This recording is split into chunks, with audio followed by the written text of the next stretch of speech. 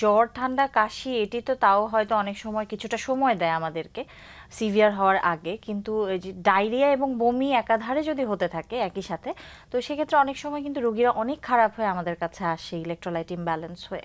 তো এক্ষেত্রে আসলে রোগীকে কখন সাবধান হতে হবে, কিংবা বাসায় কি কোনো কিছু করণীয় আছে কিনা সেটি যদি একটু জানাতেন। হ্যাঁ, ধন্যবাদ। যদি এরকম হয় যে হ্যাঁ ডায়রিয়া হচ্ছে, ডায়রিয়া কন্ট্রোল হয়ে গেল সহজে, অথবা বমি হচ্ছে সাথে, আমরা বমির ওষুধ দিচ্ছি তাও বমি কমতেছে না, বা ডায়রিয়া কিছু ওষুধ আমরা প্রচলিত অনেকগুলো ওষুধ আছে যে এগুলো খাচ্ছে কিন্তু ডায়রিয়া কন্ট্রোল হচ্ছে না, আচ্ছা, ভয় যেটা হচ্ছে সেটা হলো হাইপোটেনশন বলে বা শকের চলে যেতে পারে রোগী, যে শরীরের মধ্যে ভলিউম কমে যায়, শকে চলে যেতে পারে।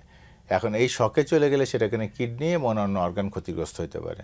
আচ্ছা, তো সেই কারণে যদি দেখা যাচ্ছে যে এখন আমি মনিটর করবো কিভাবে, বা কখন আসলে রোগীকে মানে রেড ফ্ল্যাগ সাইন, কখন আমি রোগীকে হাসপাতালে নেওয়া উচিত জরুরি ভিত্তিতে, একদম। সেখানে যেমন আমরা যদি ডিহাইড্রেশনের কোনো ফিচার পাই, এখন হলো যে এইটা যদি বমি বেশি হতে থাকে তাহলে তো আমার দেখা যাচ্ছে আমি স্যালাইন খাওয়াচ্ছি, সেটা তো বমি করে ফেলা দিচ্ছে।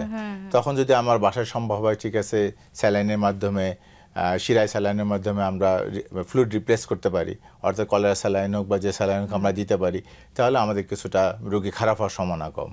কিন্তু যখন রোগী ডায়রিয়া আর বমি হচ্ছে অনেক বেশি, তখন ডিহাইড্রেশনের মধ্যে দেখা যাবে জিহ্বা আমার শুকনা শুকনা লাগতেছে, আমার চামড়াগুলো কুঁচকায় যাচ্ছে। যদি এরকম হয়, সাথে সাথে সবচেয়ে গুরুত্বপূর্ণ হলো প্রেশার মাপাটা। এখন সবার বাসায় মোটামুটি অটোমেটিক মেশিন আছে, আমরা অটোমেটেড মেশিন দিয়ে আমরা প্রেশারটা চেক করলাম। এবং আরেকটা সিগন্যাল হলো যে রোগীর ইউরিন আউটপুট যদি কমে যায়, প্রস্রাব তৈরি পরিমাণ যদি কমে যায়, তখন আর কি রোগীকে অতি সত্বর বলতে হবে যে আপনাকে হাসপাতালে ট্রান্সফার করতে হবে। সেক্ষেত্রে হাসপাতালে ওই সাধারণত আইভি স্যালাইন ভর্তি রেখে স্যালাইন ট্যালাইন দিতে থাকে শিরার মাধ্যমে।